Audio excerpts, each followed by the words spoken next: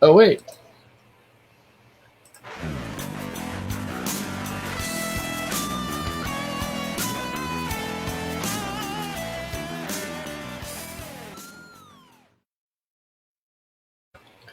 Hello, everyone, and welcome to this week's edition of Between a Pot and a Hard Place. I'm Stephen Colton. And I'm Chris Kirkpatrick.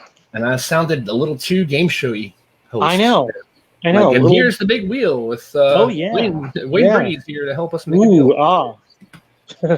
If Wayne Brady popped up like right here and looked at me, I'm just right. I have some kind of powers.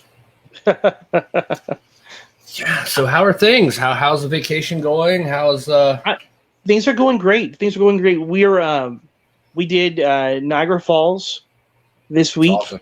Yeah. So we, some people go and sign up to go and do, the Maid of the Mist, which is sort of like a very gentle, picturesque view of the falls. Yeah. And my wife, she's awesome. She made this really cool plan for us to do a speedboat tour of Niagara. And sometimes cool. you know what happens sometimes when they advertise things that they sort of overstate things, or they overpromise and underdeliver.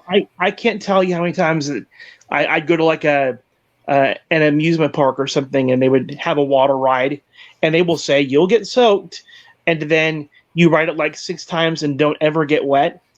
That was not this experience. You get there and they give you a plastic poncho to put on. Okay. And then you put on a life vest, and then they give you a safety helmet with a face shield. And we all then, waddle out into the speedboat and take our seats. And the lady who's connecting the two are on the speedboat. She says, "You guys are all wearing those ponchos. Guess what? That's not going to keep you dry." Yeah, this is pointless. Yeah, it is. And so I don't think any of us realized what we had gotten ourselves into until that first time where the speedboat goes like super fast. There's a quick like 360 turn in the middle of the river, and we get this huge wall of water that comes up over the edge, and it like goes over our heads and like knocks us back, and it's freezing, icy cold. Ooh. And we're like, ugh. And that was the first one. And we've got a 45-minute tour. And there's 6 stages of whitewater, right? 6 different levels. On Niagara, they have all 6. Due to safety concerns, we only did the first 5. Okay. But still, it was fun. It was freezing cold, but we really had a blast. So that's awesome. Yeah. So you guys can keep your Maid of the Mist. I'm sold on whirlpool speedboat tours. That's the way to go. So I've always wanted to go up there someday. I know I've seen it in so many movies and TV shows. Yeah. I don't know why, but the first one that comes to mind is The Office. Okay. And then it was on, what was it? Bruce Almighty. That's a great movie. So many others. And I'm just, man, that looks like so much fun just to be there and just see everything, not to mention what you described and go through that. I mean, pictures just don't do it justice. It really is beautiful. And, it's funny because everybody says, well, you should see it from the Canadian side. And right now, the border is shut down. So even if we wanted to go and cross, I happen to have my passport with me. But even if I had wanted to cross, we wouldn't be able to go because they're still shut down. Yeah. But I've got to tell you, I know it's Father's Day, but I had a really cool dad moment. That there we were at Niagara Falls, and my girls were like, "Let's go hang over the other side of the fence and see if Superman will catch us." Yeah. I was like, "Wow, they made a dangerous Superman reference." Yeah, I mean, you never know, though. You never know, but I decided that for their sakes, I wasn't going to let them risk it. So you never know. Your hidden powers could have manifested in that moment. They could. That would have been the step you needed to really bring them out. But now you may never know. Yeah, I guess it's a missed opportunity. Yeah. But I'm thankful that I didn't have to go and do that. And I don't think your chances were very great of manifesting random superpowers. I have not been around any ex-Kryptonite, and pretty sure that neither my mom or my dad are Kryptonian. So I'm not sure if my dad was, but I don't know. He might have been. Yeah, I mean, my dad was pretty, but my dad is pretty super. He's a good guy, but yeah, pretty sure he's not from another planet. So that's thankful. I was, but I'll tell you that as a dad, when your kids make and understand, geeky comic book superhero references, you're like, yes, I did my job. That's awesome. Right? Yeah. So. And here I am, like, I would talk to my dad, and I'd be watching The Flash. He's like, "What are you watching, The Flash?" "Oh, is that show with that stretchy guy?"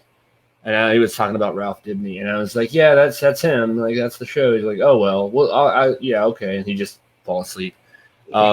Which is what's ironic, because like when he was he drove a truck, and this happens to be sitting on my desk. Oh, cool! It was like a little toy that they got for some kind of award or something. But anyway, he drove a truck, and his CB handle, I think I might have mentioned it on here before, was Green Lantern. And he was never a huge comic book guy. So I don't know if there was some significance to him with the Green Lantern. I don't ever remember asking him the story of why he picked that name, or if someone picked it for him or what. But I know when I was a kid, he had a comic book in his truck, and he showed it to me, and he's like, "This is me." I'm like, "No, it's not. You're lying. This is the Green Lantern. You're nothing like this guy. You can't even fly." But he was just talking about the name, and I never realized what it was that got him to that name. Like, why not Spider-Man or something? I don't know. Like, why Green Lantern? That's one of those mysteries that's gonna like follow me forever now, which is kind of cool, because it kind of makes me think more about it. And I'd almost rather not know than know. Right. It just makes you wonder though, like, was his truck green, or did it have green lights, or? I don't think so. Now he had driven for several different companies. The more recent one, the trucks looked just like this. They were white with the red, but he had that name. He drove, I think, for 20 something years. So he had that name throughout, as long as I can remember. And it used to be a lot of fun to sit there and listen to him on the radio talk to people. It's kind of like a Facebook comment section is today. That's sort of what it was like. But it really is, with audio, and because you would hear people being on interstates going across the country, you would hear so many different things, and those radios have such range. I think some of them up to 10 miles or something, And so you get people on there like, "Oh, there's police up here, so watch out," and they had their own little lingo, which kind of evolved over the years. There was this whole like language almost, where there were references and names to things that, if you said it and you didn't understand it, you'd be like, "What are you talking about?" I think there was a book once that he showed me, and it had all the little lingo, little terms for other things. And I think a tanker truck was like called a thermos or something like that, because it's like it's carry. I'm like, what? And I never understood why some of these names were what they were, or why I'm going off on this rant about trucking and all this. But yeah. Well, I mean, we're talking about fathers, right? Father's Day. And you're talking about your dad. I remember, since you brought up the CB radio trucker lingo thing, I remember one of our youth choirs that I did over the summer. We had like a caravan of about 12 different vehicles going cross country. You broke it. No, it's not. It's just cheaply made. It pops right back on. Oh, okay. But one of the ways that we kept in contact with all the cars in our caravan was to have a radio system. So some of the kids would get on the radios, and they would start heckling some of the truck drivers. And they don't like it when you do that. No. So, I think we learned that the hard way. So, I don't know. Anyway, for anybody that's watching us here tonight, just want to say Happy Father's Day.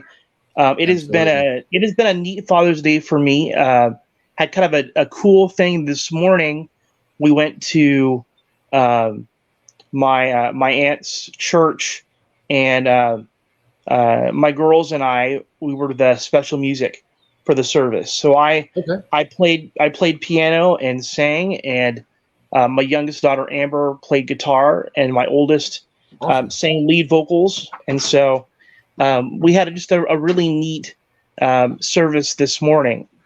So that's, for me, that was kind of my treat. And then before we came on for the podcast here tonight, we checked out Sprague's, which is kind of a local maple syrup place.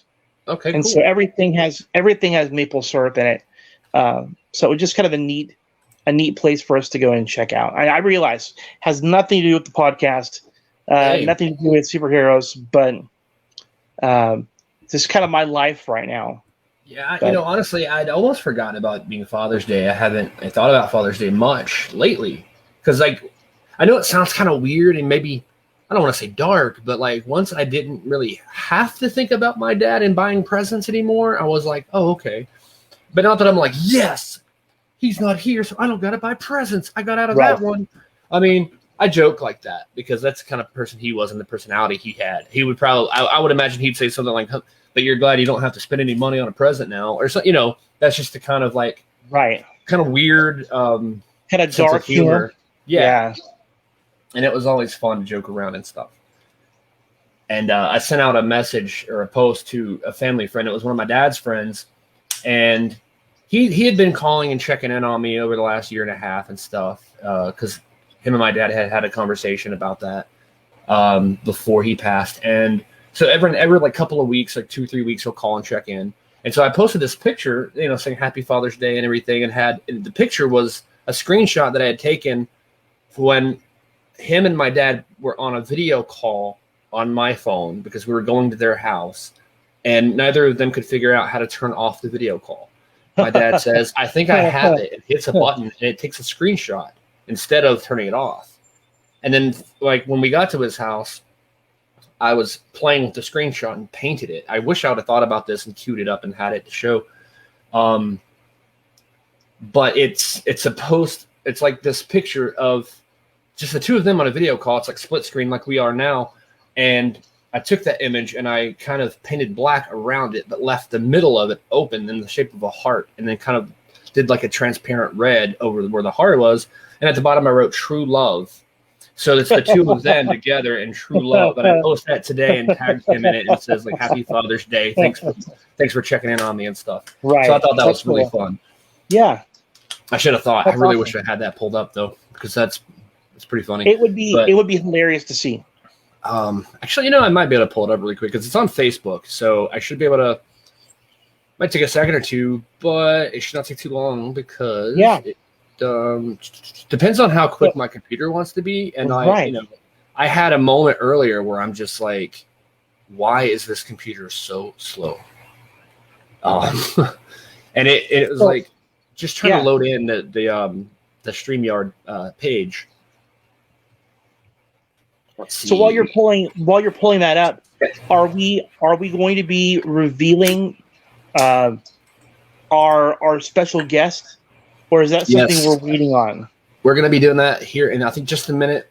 I probably would have already done it, but I started talking about this picture and got sidetracked. So I'm going to try to see if this is going to work. Yeah, here we go. You can kind of see the comments on the side, but you see the picture here.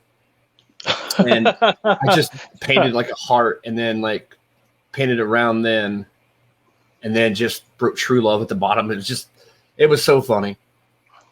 And I just thought that was funny. And they both kind of were like, how dare you do that? But they were mad in the whole, I'm going to get you back kind of way. Right. Because the two of them together against me, with just, jokes and not pranks necessarily, but just jokes. And they were so quick. They're oh my gosh. And I could never fire back in time. We would be over there visiting and they would both gang up on me and just hit me left and right with stuff. And then I would be like, oh yeah, well, you shut up. I couldn't think. And then I would get home 5 hours later and go, oh yeah. And then they remember. And then, so that picture was one of those got you back kind of things for me. There you go. It was awesome. At least you got one. At least yeah, you I got one. one. I did get one. I've had a few funny ones after my dad passed. Where, like our friend, he would call me and like, "How you doing?" I'm pretty good. And I don't remember specific like jokes, but I would fire off a few, and I'm like, why can I not have thought of those like 2 years ago when everybody was like hanging out on the weekends and making jokes, and I'm the one in the corner, like everyone laughing and pointing at. I'm like, ha ha ha, ha. You're a loser. I'm like, no, I'm not. Shut up. But it was good times, good memories. Yeah. So we're going to announce this, I think, right now because I'm excited, and I dropped my lid in my water bottle. Oh, well. I am so excited. It's going to be a ways off, and we don't have a definite date yet. But where is it? Come on. Let's try this again. It was letting me share it earlier because it did it as a test before we came live. And for some reason, it isn't giving me the option. Here we go. So coming up sometime in August, we will have a super guest. And I've been teasing the super. Jordan Nailsass is coming onto the show. He's agreed. Yeah. I reached out to him. We both kind of like have been tweeting at him, and he's been tweeting back, like replying and liking and stuff. And so one day I'm just like, hey, come on. And just persistently. And I did it while the show was on one night. This was like 2 weeks ago, I think. Not this past episode, or maybe 3 weeks ago almost. 2, 3, whatever it was. And he finally said, you know what? Sure. Asked us to reach out to his people. And I think I'm going to go ahead and pull that off the screen so I can kind of see. But I just wanted to share that poster, and we're going to be posting that on Twitter and stuff probably right after the show. I didn't want to post it out there until we showed it on here. But we talked to him, and he finally came back and gave us the contact info for his team, and they never replied. We both reached out, and I was about to reach out the third time, and I thought, you know what? Let me ask Jordan directly. Like, hey man, like they're not responding. He's like, that's weird. Sometimes they don't even respond to us. Like their own managers won't reply to them sometimes, which is understandable because they're probably busy, really busy. And so I was like, okay, well, that's a bummer. We'll try again. And he's like, you know what? How about this? Let's just wait till about August because they want to get through with the season. And then he's gonna go with his family, I believe he said, and take a vacation. And when he gets back in August, he said, I'll book it. I'll set it up myself. We'll do this. And so we're super excited. I will say that he's absolutely one of my favorite cast members from Superman and Lois. Yes. Just such a sharp actor. He brings so much depth and range, and I'm really impressed by his character, and so I'm just so excited that we're gonna get a chance to have him on the show. I'm gonna show that again. And I just made this today, this poster.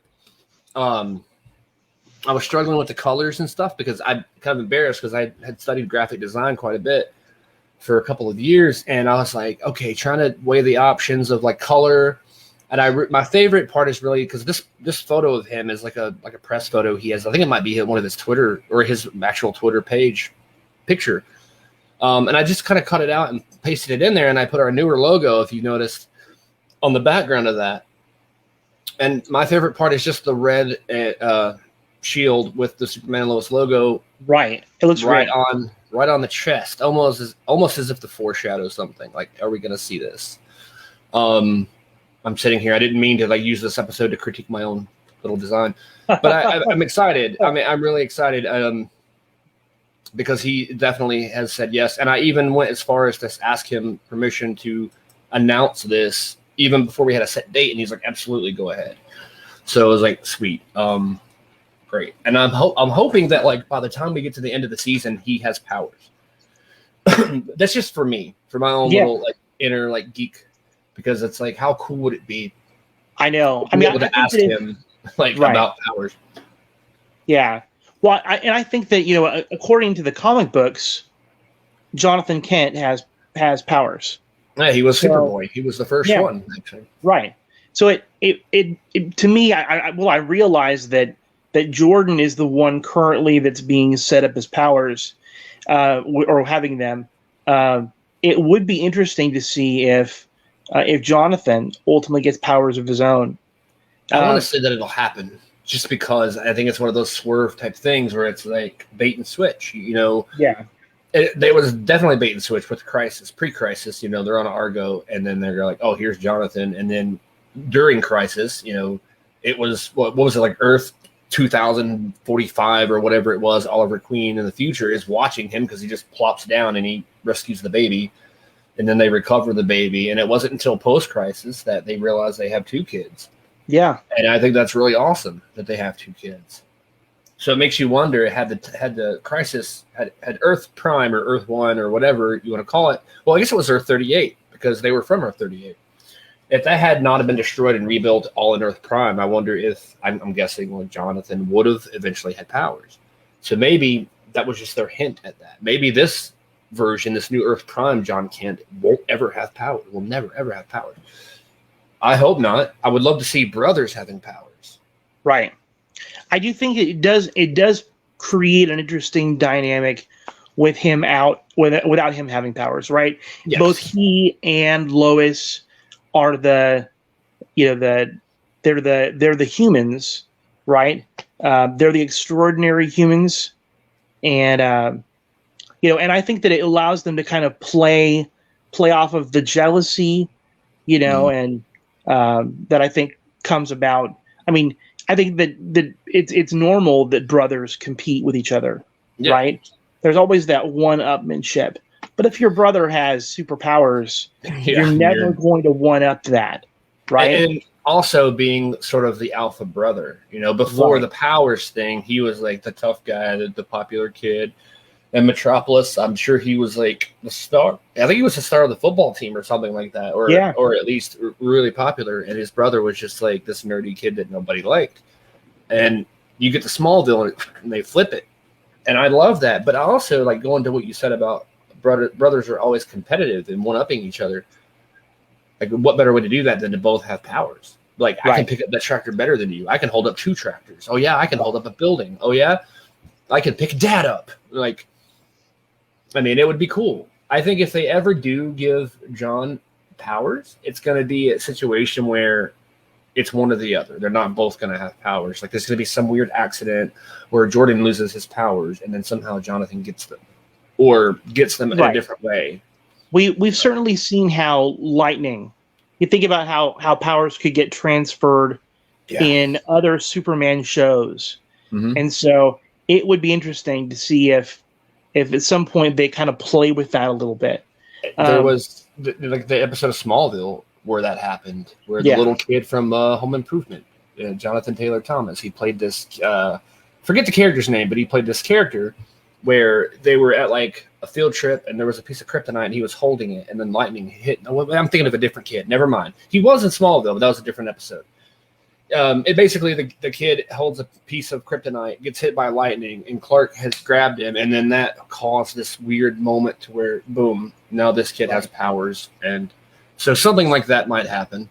Right. I still think that, considering how much X-Kryptonite is still there, and Jordan Edge isn't gone. He at the end of the episode this week, he hinted that he wasn't done, that he still had his end game to play. And so it makes you wonder how big of a plan he has. It really does. Before we delve into the episode, I just do feel like, there's still 5 episodes left to go. Yeah. And it just does make me realize, like, wow, there's a lot more wiggle room for them to ultimately give Jonathan powers. So we'll see what happens. You can do a lot in 5 hours of TV. You can. I thought this was pretty funny. Corey was saying they're gonna get a special type of kryptonite, and we can call it Special K. There we go. I think that would be awesome. If they don't do that, then they missed a huge opportunity, I think. Absolutely. So I will tell you that I had felt like I'm the hugest fan of Superman and Lois and what they're doing. I felt like this week's episode was a slight step back because they've been built well. So I felt like this was like a finale episode, right? It's one of those episodes where I felt like this was one of those things where you do that at the end of a season. You don't do it in the middle. I mean, it seemed like everything that Edge had been doing was to build to this moment where he finally reveals that Kryptonian personalities are, possessing human bodies to take over the Earth. And the idea that rather quickly, by the way, Superman is able to stop them. Pretty quick. It does make me wonder, how did they top that? Yeah, and I wonder that too, but also I think, there's probably going to be a big surprise of some kind, because I thought the same thing. They have like 5 episodes left, and they seem to, like, they could end right there and not have another episode in it. It seems like the end of the season, like you said. But that's why I also noticed that when this happened and they defeated Edge and they like revealed this big thing, and they used Lana to possess Superman's mom, or to be possessed by her, and all this happens. At the end, Edge was like, "It's okay, I still have this." Like, he wasn't the slightest bit worried, and that's what really not worries me, because it's all fictional. But I mean, it makes me wonder, like, what kind of huge plan does he have? Because it's almost like he anticipated this, like he wants this to happen this way. Right. I think that all of this was merely just the beta test, right? That you're just rolling it out to see what happens. But he's got bigger plans in order than just a couple of dozen people from Smallville. Yeah, it kind of feels a lot like Flash season 4 to me, or 4 with the Thinker and this whole Enlightenment thing. I feel like it might lead to that, where it's going to be a satellite, and then the Flash runs in and helps him, and then Nora's there, and then that would be a cool crossover moment. But I think it might be something like that, where there's like you said, more than just a few dozen people. It's going to be the entire town of Smallville, and maybe he discovers that not only people in Smallville, maybe they find X-Kryptonite somewhere else, or like Corey said, Special K.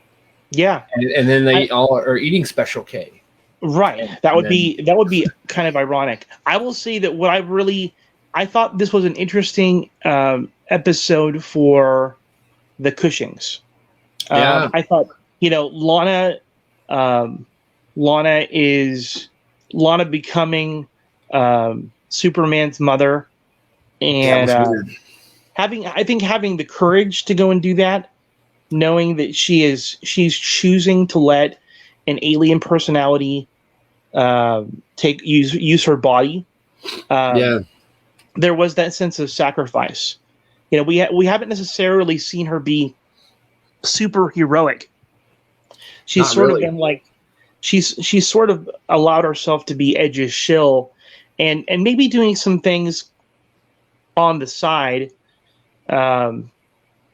thinking she's doing it behind his back.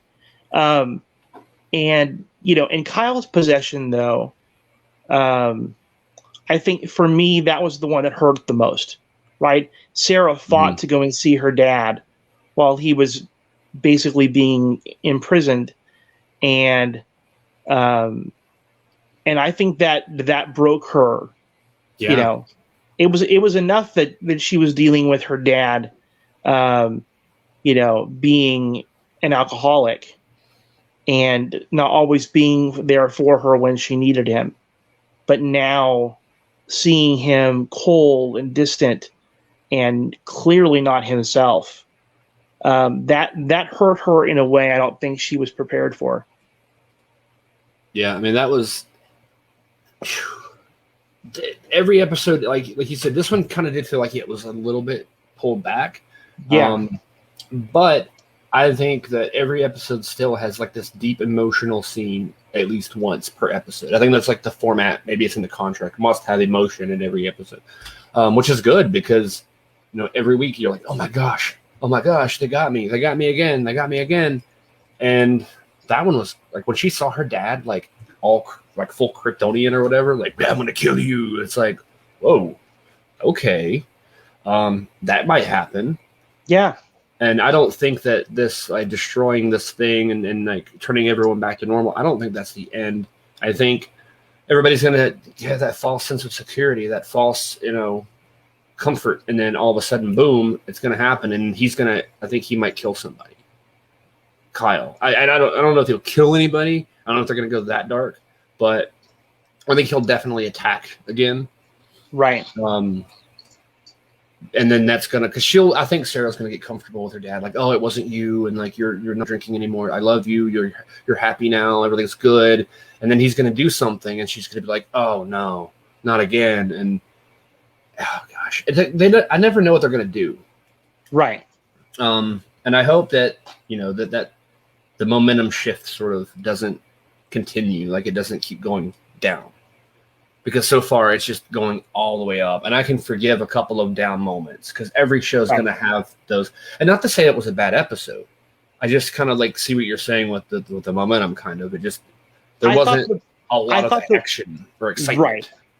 I thought that the resolution came too fast. That was where my if there's a critique to have, and it's a minor one, it's that I thought, considering all the buildup we had to this revelation of all of these activated Kryptonians in human bodies, that in a relatively short amount of time, very quickly and easily, Superman is able to kind of restore all of them to themselves.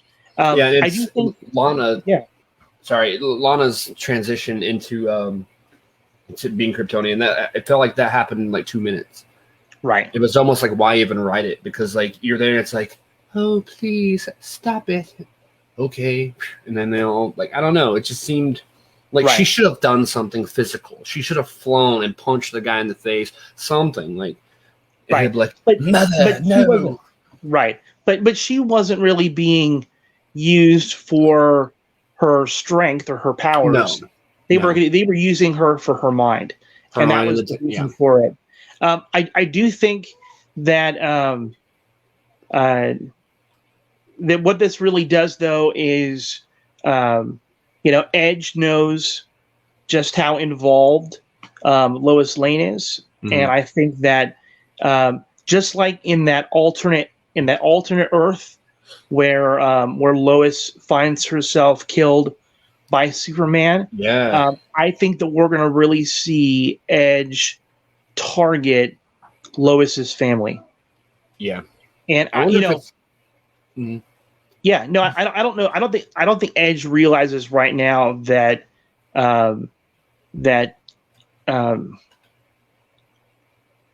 Clark is Superman. Yeah, I don't think he knows yet. At least he doesn't say that he knows. Yeah. Which is kind of funny. I guess there's been some talk about how exactly how Clark's glasses keep his true identity as Superman hidden. Yeah. And that still seems ridiculous to me. It does. But how often do people see what they want to see? Right? Lana was so carried away with seeing Superman that she just didn't see the friend that she had known for years standing right in front of her, because her expectation it caused her to overlook things. Exactly. And so I think we see it. But that is certainly something that I think we're going to see Lois get targeted, and I believe that it's going to be Lois in danger that ultimately is going to bring John Henry Irons back into this. Yeah, we're going to see him again for sure. Absolutely. I was surprised he didn't show up at this point, and I think that Superman in danger, I kind of felt like that wasn't going to be the thing that brought him out. But I think he's going to be paying attention, and Lois being in danger, I think that is going to bring him in like nothing else will. And I think that, what did Corey say? He's saying, I think Lana figured it out last episode. She made a face when they spoke to each other, talking about, I think, Superman's identity. And that could be the case. Yeah. I think it's about time, frankly, that somebody that has known him forever kind of gets let in about who he is. I mean, how many people has the Flash revealed himself to? Oh, gosh. Over the years? I was just watching this past week's It's a short list of people that don't know who he is. Yeah. And so to me, it would make sense that somebody that they've known and trusted for decades would be let in to know who he is. And I think out of all the people we've seen, Lana is the person that Clark has known the longest, even before Lois. So, like, you would think she would already know, or anybody in town. I think Sarah's going to find out at least about Jordan because, like, when he sneezed a couple of weeks ago and had the ice and everything, like, I thought at first that she saw the ice and figured out, like, oh my God, you have superpowers. Right. But she didn't notice. I think that she is far more observant than either of the boys give her credit, and absolutely. she absolutely knows that she's being lied to. Even in this episode, when Jordan had a clear opportunity to tell her the truth. Yeah. One more time, he didn't, and I think that's going to get him in trouble with her. She doesn't like people who lie. And I love that story. Yeah. The idea of, like, oh, you're lying to me. You know, you have one more chance. You're lying to me still. That's all about Smallville. Because it showed, like, Clark wanted this friendships, these relationships. And he knew that if he did that, he had to sacrifice his identity, and which would endanger a lot of people. And I love how they're kind of at least hinting or planting the seeds of that kind of thing with the kids. It's great. Yeah, so I'm really excited to see where things go for next week. I don't know how we follow that up. I don't know. That said, I mean, gosh, Superman and Lois, despite what I would consider to be maybe their weakest episode that I've seen so far, it's still a phenomenal show. Just so good. I wish that I could say, I wish that I could say the same for Flash. Yeah. Have you gotten to watch any Flash over the last couple of weeks or this past? You know what? Last night I watched the Rainbow Raider 2.0 episode. Okay. Where it makes people basically like they're on drugs. Yeah, I think that was a couple of weeks ago. Not this past Tuesday, but the week before. Yeah. I didn't get the most recent one, but somebody had posted on Twitter. They said, "Do you even know who the villain this season is?" And my response was the writers, and I honestly stand by that. 100%. I feel like the one thing so severely lacking in this season is good writing. It's a story, really a direction at all, structure. Yeah. Like. You don't really have an arc, it feels like. You had, like, the thing with Wells. That could have went somewhere. It really could have. And I thought for sure that they were going to have more than, like, what was it, maybe 2 appearances so far? Yeah. I knew for sure. People were complaining, like, oh, he came and left in the first episode. Why? It's like, well, that was really not the first episode, but, like, the 3rd episode. And that was the finale for 6. And it was and it already had a weird vibe. Well, no pun intended. A weird vibe. About it because of the whole cutting off the edge of season 6 was circumcised basically. Yeah. And then we got it reattached on season 7. And that was weird enough. And then there's no more Ralph, like all these changes that are happening so quick. And then they're kind of like their heads are spinning, I guess. But then none of the other shows, I haven't watched Supergirl. I've been catching up with Batwoman. But everything else seems to be okay, at least, or as okay as it was. Flash is just like dwindling down. It's like the stock market, like right. And so I don't get it. I don't know. I will say that we've done a really great job of not getting on the negative train, even with shows that are not always performing up to our standards. But I feel like tonight Flash deserves a little bit of hate thrown its direction Maybe a little bit. So that last episode with Carlos Valdez, where he it's essentially his farewell episode, and it was so cheesy, it was over the top, it was bad, and while there were, I will say, some saving graces in there, like Barry's breakdancing, which was hilarious and impressive. I always loved Drunk Barry. Yeah, I agree. Drunk Barry, I'm the Flash. And like the barbecue all over his face. Right. That has always been hilarious, but I think it just kind of revealed, like, just how far things had fallen. Like, there we were saying goodbye to Cisco, and he was not acting like himself.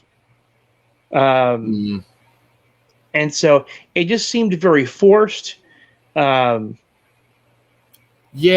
And I don't know if it was just the fact that they didn't have enough time to write something and they had to rush it, or what.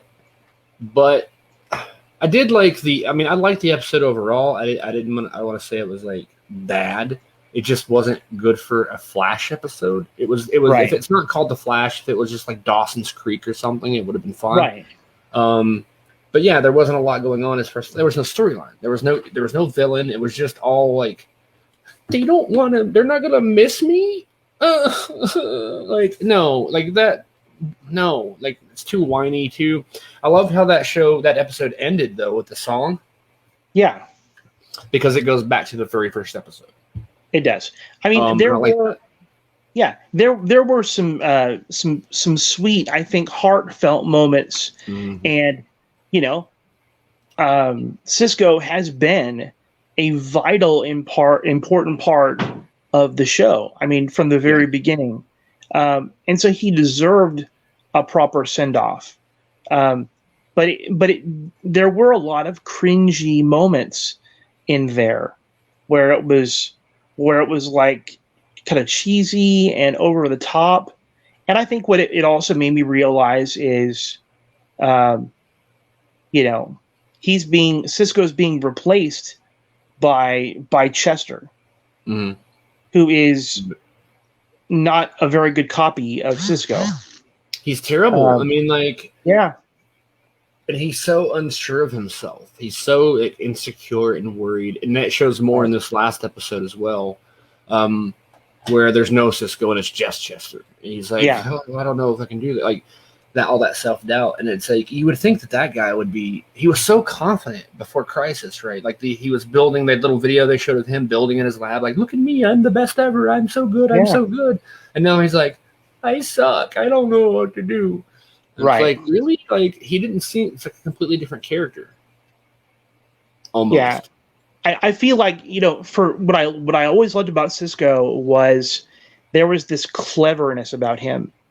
And it was an effortless cleverness. They just really fit his personality, right? Pop culture references, just kind of witty banter. I really liked the complexity of what he brought to the table. This fun, spirited, lively, playful, articulate, that kind of character. And Chester he's just kind of goofy. I feel that's really the thing. This sort of goofiness. I'm gonna miss, like, especially like the comic relief in Cisco and Tom Cavanaugh and Carlos Valdez. Like, those two together is as much comic relief as you need. Right. Now that both of them are gone, it's like they tried to like squeeze every tiny ounce of humor or comic relief into Chester. It's like, no, it's too much. It's like the Three Stooges, but only one of them. Yeah. And he's smart. Yeah. The one Stooge. Just, I don't know. He does. He seems like I was going to say he seems like a comic book character. Well, there you go. You're supposed to. But he seems like a cartoon. It's like Beavis and Butthead without Butthead. Or, or Wayne's World without Garth, or you know, it just doesn't. Hopefully, like Chester finds his something. He has his own story arc. What I will tell you is I felt the same way about HR. Right, HR came on and he was bumbling and annoying, and I was like, "What are they doing?" And by the end, by the end, I fell in love with him. And I did too. I'm sure that when push comes to shove here at the end, that they'll find a way to make him more of an endearing character. But right now, right now I'm not feeling it. I think he's going to save somebody's life or something like that. Who knows? Right. Honestly, I mean, we know we're going to see Tom Cavanaugh at least one more time. Yeah. In the finale, I think it is, which is, I believe, episode 18. Yeah. And I lost track of the number on Flash. I think we're at like 13 or 14. I will tell you that he comes back. We just don't know if he comes back before that. Right. Yeah, I'm not sure about that one at all. I will say that I thought with the time travel episode where they went back to 1998. Yeah. I had thought that did give me, I don't know, some important backstory about Chester. Yeah. But not enough of it. I feel like it didn't carry over enough with the team. He's still very much, the outsider. I don't think he really sees himself as a member of the team yet. And I thought, too, at the end of that episode, when he kind of like his dad, of course, didn't know who he was, but he knew who his dad was, and he had that closure sort of, and he had that extra boost of confidence to go forward and like, okay, yeah, my dad loved me. I just thought he was an asshole. Yeah. But that makes it even more confusing as to why Chester is so bumbling and dumb. Not dumb, but like goofy. Like, I felt like his confidence was boosted after that episode, and he should have like probably maintained that momentum and just kept going with it, especially now that the whole team is relying on him and everything. Right. But he doesn't strike me as an expert. I compared that with somebody like Felicity Smoke, who she had a little bit of that a little bit of that goofy character to her too, but you still knew that she was an A+ hacker and and a whiz with any kind of technology, and so you never forgot that she was the boss behind the scenes calling the shots. So, and sort of to a degree too with Ray Palmer, like he wasn't as goofy or bumbling or anything like that. He wasn't like Steve Urkel, but he did have that goofiness about him. They made him even more goofy though. Like they did towards the end. At one point, he had more of that cool billionaire CEO inventor thing going on, and I think Legends pushed him over into. It was almost like a, genius Shaggy.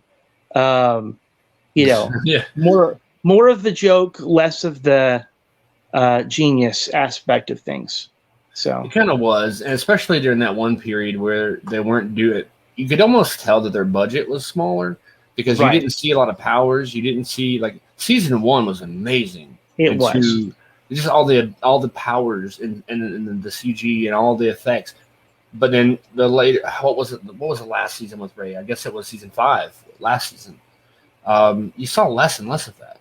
Yeah, it kind of felt like Star Trek, but without leaving the ship. Yeah, not encountering anyone, or it felt like Ray just got smaller and smaller and smaller until he disappeared. Yeah, yeah. Kind of like Pac-Man. He's just right. And I mean, I love that character, and also I've wondered, and I know that again, it keeps kind of going back to the point that like they didn't know about COVID happening, and then that changed their entire seasons of all these shows, and they had to rewrite based on that and how they could film and everything. But we saw Ryan Choi once in Crisis, and he's supposed to, in the comics, he replaces Ray Palmer as the Atom. Well, where is he? You know, like he was one of the Paragons, and you haven't seen him since. So that kind of makes me wonder, like, we're almost over most of these episodes, most of these shows now. They're like over, they're like hit their midpoint or beyond for the season. And it makes me wonder, like, is he going to come in at all? I think Ryan Choi would be good for any number of shows. He'd be great on The Flash. He'd be great, would be better on Legends, because I feel like that would be the natural place to put him to replace Ray Palmer as the Atom. Right. Or maybe have a spinoff of the Atom. Yeah. But it does make me wonder, why bring in an actor of that guy's caliber? Because he had been on a number of other shows, Supernatural. You know, why bring him in and introduce him as a character and as a Paragon if they weren't going to do something with it? And I think that's been it was certainly a ball that has been dropped with him. Unless that's their plan, unless they never intended on him to come in right away and they would have wanted to wait a year. But even then, it's like you put such emphasis on him during Crisis that it almost is like a ball drop. It's like, like the ball is in the middle of falling right now. Hopefully someone catches it and it's like, here's your ball. Exactly. But you know what's funny? They did the same thing, though, with Brian Choi in Zack Snyder's Justice League, right? They go far enough to tell us about him, and yet they do not introduce him as the Atom or any of that kind of stuff. Yeah, like he would have been great. They could have used his help. Yeah. The dark side of the jerk. I know. So anyway, it's that whole thing. What would we do if we were in their shoes writing episodes? I that would certainly be one of those things that I would, take care of immediately. And it could have come down to availability, though. I honestly. Know. And I would love for us to be able to bring some of the writers onto this show and get a chance to pick their. Yeah, I know that Jay Jameson, who was the guy who wrote the episode when they reveal Steel as Jonah Jameson. I know. It's Jay. I hope its middle name is Jay too. I know. Wouldn't that be cool? I'll take him pictures of Spider-Man.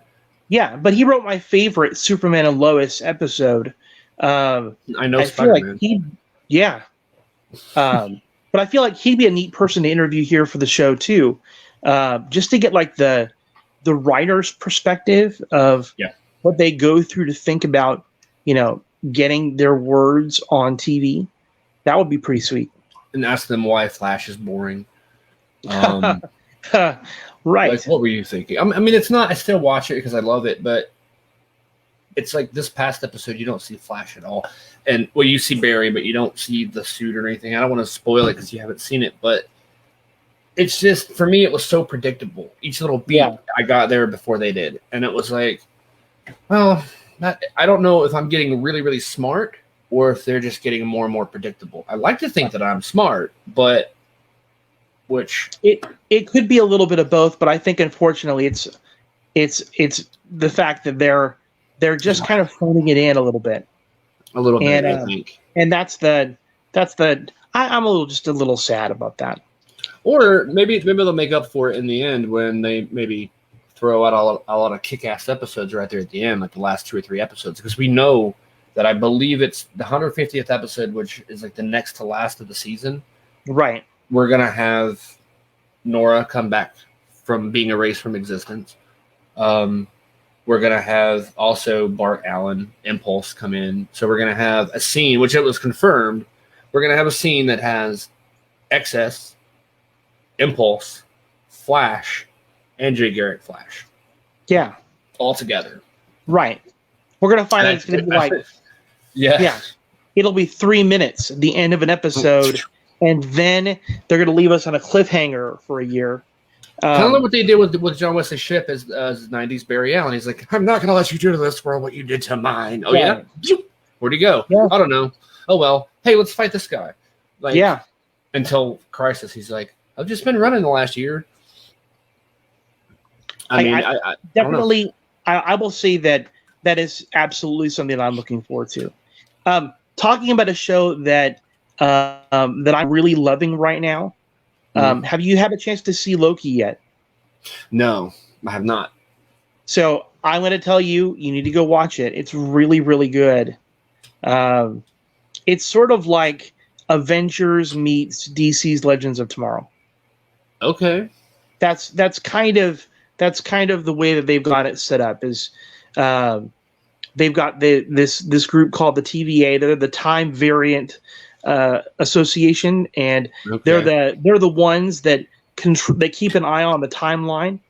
And Loki gets himself in trouble because he steals the Tesseract and tries to manipulate it to his advantage, and he ends up becoming a time agent. Anyway, it's really good. It's well written. It's got Owen Wilson in it too. So, oh wow, yeah, he's one of the major characters. So that's great. I'm not good at impressions. Like, wow, I like that. I'm terrible. Yeah. But no, cool, I really like it. I really like it. And what we've seen, if you're trying to kind of connect all the dots in it, is, at the end of WandaVision, we see Wanda. She's using her powers to try to bring back Vision and to try to bring back her kids. And what I really feel like is that in the multiverse of madness with Doctor Strange, we're going to see the multiverse get blown wide open. And so this season of Loki is really introducing us to the multiverse. The reason why it's so important for the flow of time to not get messed with. And we're going to see kind of what happens when it does. And so, anyway, I think what I love about what the MCU has been doing is they've been really methodical about kind of teaching us, giving us all the backstory that we need in preparation for what's coming. And so I'm just really excited about that, both for the Doctor Strange movie coming up, because I think we're going to see a pretty good battle between Wanda and Doctor Strange, kind of that battle we've been waiting for. So that's going to be pretty sweet. And then kind of also that build up to the Spider-Man movie. So that I'm so excited for. I mean, we still have over a year before it releases, but oh my gosh. I want to see what they do with Doc Ock, what they do with Electro, what they do with the still rumored 2 other Spider-Men. And I saw another Spider-Man video online where it was Tom Holland in the Spider-Man costume with no mask. He was like, no, I'm the only Spider-Man in this movie. I'm the only one. And then, like, another Spider-Man walks by. He's like, get out of here. Like, and it was a fun little tease kind of thing that they did. Right. And it's just like, you just know there's going to be more than one Spider-Man. There has to be. If I don't see Tobey Maguire skipping going, now dig this. If I don't see that happen in the new Spider-Man movie, then it's a failure. Yeah. Well, and I'd love to see Miles Morales. Yeah. Live action Miles Morales. I feel like into the Spider-Verse. Oh yes. I kind of feel like that's where they're going with this. Is live action that kind of treatment. So, do you think they're going to have a CG pig? Spider-Ham. Spider Pig. I wouldn't put anything past them. I mean, if they go full on live action Spider-Verse, then they just might. Yeah, you never know. It was funny though. They've been putting geriatric pictures of Tobey Maguire, like Tobey Maguire with like a full on gray hipster beard, and I just had to laugh. I'm like, now hold on, awesome. Tobey Maguire can't be that much older than I am. I think he's like 60 years old. Yeah, maybe. You'd think that getting bitten by a radioactive spider might have slowed the aging process. I mean, consider how long it took him to get out of high school. Right? Like 6 years or something like felt that. He's like a genius. It felt like that. And as soon as he finally got out of high school, then they would reboot it with another Spider-Man who had to start in high school again. I'm like, not high school again. And then they rebooted it again, and he's in high school again. Right. So like, just go to like kindergarten and have him be 5 years old. Like, right. So I will say that it's absolutely something that I'm looking forward to. So I know that you haven't seen Loki yet. They just have the first 2 episodes. On Disney Plus. So I would encourage you to check that out. I gotta get Paramount Plus again and watch the iCarly reboot. Right. I know my kids. Hey, that was a decent show. I watched a little bit of that when it was on Nickelodeon. So again, Nickelodeon. I've got teenage daughters, so I have certainly watched shows that I probably would not have watched otherwise. And considering the garbage that's out there, iCarly wasn't that bad. It wasn't terrible, no. But I would like to see that show because it is out now. I think the first 3 episodes might be up on Paramount Plus. And I watched the little trailer, and the little friend, he's like, "Who wants to get drunk?" I'm like, "What?" Like, because you forget they're not kids anymore. Right. So they have this little bit of adult side to them. And watching Fuller House on Netflix when they were drinking at a bar, it's like, what? I don't know. It didn't go too far, but it was like pushed just enough to where you're like, wow, okay. Yeah, so it definitely grew up. Yeah. Then it's good. And I guess now is a good time to start talking about our little Twitters because we haven't mentioned them yet. We have not. We've been negligent. We've gone a while now. So Mark Guggenheim, of course, is the guy who really, it's been like my favorite person to talk to, just as a one-on-one conversation. I feel like, again, he amazingly, Mark was the first person to really give us a shot and to come on the show, and then his sponsorship and encouragement along the way, just been just super valuable. And since every time I am in a comic book store of any kind, or I meet anybody that knows comic books or the shows or anything like that, I'm like, so Mark Guggenheim, who? The Arrow show? Oh! And then, like, they don't know him by name, but they know that guy. And then I tell them about, like, how he gave us these signed DVDs and stuff. And they're like, oh, that's awesome. That's awesome. Yeah. And when I don't run around telling people, like, hey, Mark Guggenheim is my best friend. Like, I don't, I'm not one of those, but I do say, I kind of know him. I talk to him on a semi-regular basis. They're like, no way. We don't kind of know him. We do know him. Yeah. And I think that is kind of cool. I actually had an opportunity on my plane flight last week to begin reading one of the books that he gave us. Okay, and it's really, really good. Yeah, I'm still kind of afraid to read it because like the whole bending and everything. But I decided that I think Mark would be really disappointed after all the work he put into writing it if I just kept that book in the plastic and never read it. That's true. So I decided, you know what? I'm going to honor the work that he put into it. I'm going to read it and I'm going to enjoy it. And then once, well, somebody told me that like the value would be decreased if I'm like, true. But then it's like, I don't have any intention of selling it. Even if it was worth a good bit, like, I don't want to sell it. Yeah. I mean, why would I? I mean, yeah. And hey, I'm gonna read it and then I'm going to put it on display and then I can talk about it. Not only is it signed, but it's a good book. Mm-hmm. And so, anyway, I encourage you to read Fatal Legacies. Yeah.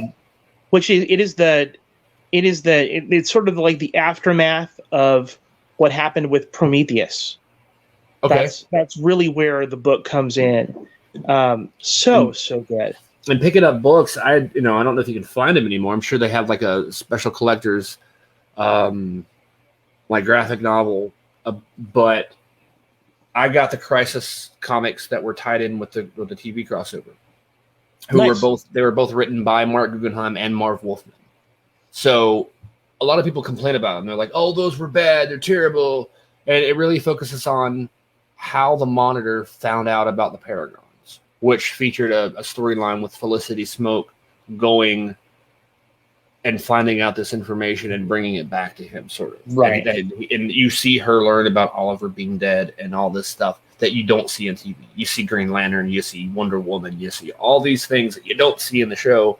And people were kind of talking down about it. I'm just like, I love it because it's new stuff. And they even have not crossover, but they have reprints of some of the original books, like The Death of Supergirl, I think, is in one of the books. And then The Death of Flash, maybe, in the other one. I can't remember exactly, but a lot of that ties in. And then, so all that was because of Mark, and he was really the showrunner, the big executive producer of Crisis, and that was my favorite thing so far. And I've watched it 2 or 3 times now. Now that I have the Flash season 6 on Blu-ray, I have the one disc, the Crisis disc. I can just pop it in and watch it, and that's amazing. But also follow us because we would love that. So at Hard Place, and then us individually as well, at CJ Kirk 1979 and at Stephen Colton. I've noticed a lot of people on Twitter now. I think one day I checked, we were at like 270 on followers, and then next week it was like 340. Right. Or 350. And I'm like, whoa, okay, we took a big jump there. We're jumping up there. And people are retweeting and commenting and liking. I wanted to shout somebody out, but I forgot to get their exact Twitter name. But I know the little nickname is Snake. You see that pop up a lot. I did, yeah. I see them pop up a lot on our tweets. They like and retweet a lot of stuff. So I wanted to shout them out, but I did not have their Twitter name ready. And I believe that they followed me on my Twitter first, and then I think kind of followed it over to the podcast.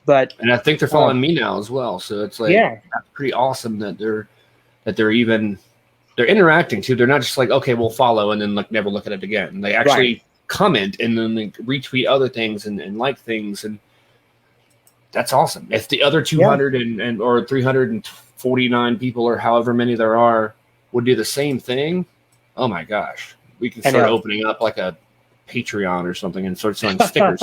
Which, by the way, we haven't talked about that, which I haven't gotten them yet, but I ordered, I think it was like 20 stickers. It was for $1. Yeah. So I was like, okay, I'll take advantage of this and see how they turn out and maybe mail them out to people that follow or whatever. Like, here's a sticker, and that'll plant the seed to then maybe, okay, well, if people like these stickers, then maybe we'll make a T-shirt and then a bumper sticker. And then things start growing. A hat. I think a Odd Enough Hard Place hat would be sweet. Exactly. It would be awesome if it was like on a hard hat, like between a pot and a hard hat. I don't know. I'm not good at humor, but I think it'd be cool to get those things to, I always say when I see those sticker things, I always want to take advantage of them. I never really before had an idea for a sticker. So I was like, I never took advantage of it. But now I'm like, we have this show logo, this goofy little logo, and let's make this and let's turn that into a sticker. And it's supposed to be a 3x3 inch sticker. So it's, pretty decent sized sticker. Yeah, it could go right there on a T-shirt. Yeah. Like in the corner, imagine like right there in the corner. I think it would be great if you did like a big, gigantic one, like boom, right there in the front. Yeah. I think that'd be pretty sweet. It'd be nice. I'll have to check into like T-shirts would obviously be a little bit more expensive, but like we start getting going, we could sell some T-shirts. That'd be awesome. And I also wanted to put up one more thing. On this comment here, I was mentioning to you earlier that we are starting to. Well, I'm starting to re-edit some of the not old, but like some of these Facebook episodes and put back on audio only. Because I really wanted to get back into that because I realized, we weren't getting a lot of feedback on the audio podcasts, and these are more. The Facebooks are more interactive. We're still building our audience, but we can have guests, and people love the video guests better than just hearing it. And of course, we had Mark Guggenheim on audio only, and that really his episode made me really want to do video because it's like, man, I wish we could see him, to make it feel more real. Because this could be anybody doing a Mark Guggenheim voice, or it could be one of those text-to-speech programs. But I also know that a lot of people, when I tell people I have a podcast, really, what's it on? I'll listen to it. Like, you can't listen to it. You got to watch it. They're like, oh, well, maybe I'll watch it this weekend. I get that kind of reaction. So it's like, it would be nice to have both. And so it's going to be a lot of work because I went back and downloaded from, I think, the episode where we had Marilyn Gigliotti. That was our last one that I was about to repost. So that one up to last Sunday, I downloaded. So I still have to convert them all into audio and then post them. And that's the link here, is the anchor.fm/between a pot and a hard place. That's the original place that this podcast was created and was born. And I want to have all of the episodes on there. I just reposted our first episode with Lee Newton and took out the song. It was her song Go On. It was very choppy because some kind of technical issue with the broadcast, it chopped it all up. And for a long time, I felt really bad about that. I was like, I got to do something about that. How do I fix that? How do I fix that? And I spent like 10 or 15 minutes cutting out the gaps of silence because when I pulled it up on the audio editing program, I noticed that, it went silent, and then it went silent and went silent. And so none of the audio was missing. It was just a matter of taking out those silences and putting them back together. And that was going great, and it sounded good and fluid and everything. Then I thought to myself, I have an MP3 of that song, crisp, clean, like awesome version. Why don't I just plop that in its place? And so I did that, posted it up. Now everybody can go on there and hear that episode. Yeah, I think that you putting that time and effort in, it just kind of gives us a different way to engage with our audience. So that's sweet. Hey, I feel bad. I kind of need to cut and run here tonight. That's good. Yeah. But I'm glad we were still able to meet up even in the middle of my vacation. So thanks for being flexible. Oh yeah, for sure. It's always fun for me to sit and talk about all this stuff. And I'll probably start editing more tonight or tomorrow. And hopefully within the next couple of weeks, we'll have all those episodes available to listen to. And eventually I want to get, I don't know if it's possible, but I want to get a vinyl album with like some of them on there and just be able to, or a cassette or a CD or whatever. Yeah. 8-track. Yeah. I have an 8-track player. So if we can figure out, if you know a guy or anybody knows a guy out there. I don't know. I wouldn't know the first thing about recording on an 8-track, but yeah, I know what they are. If it's a VHS tape, you can just put a little piece of tape over that little black hole there and then put it in the VCR. I have experience with that. I also want to get some of these video shows on a VHS tape, just for nostalgic reasons. Like, it's VHS. Yeah, that'd be cool. All right. But yeah, it's been fun this week, and look forward to next week and see what you think of this past week's Flash. All right. Hopefully this new one will be a little bit better, and I'm going to finish watching some Batwoman because I kind of like where that show's going. Taking me a while. I didn't realize how far behind I was. Right. I will do my best to get caught up on that as well. I feel like I'm so focused on trying to spend time with family while I'm out here that I just can't keep up with everything. Oh, no. It's not like, yeah. I know. But I'll do my best to try to get caught up on Batwoman here this week so we can kind of debrief on that one. Sounds good. All right. Well, have a good night, all right? All right, you too. All right. Take care. See ya.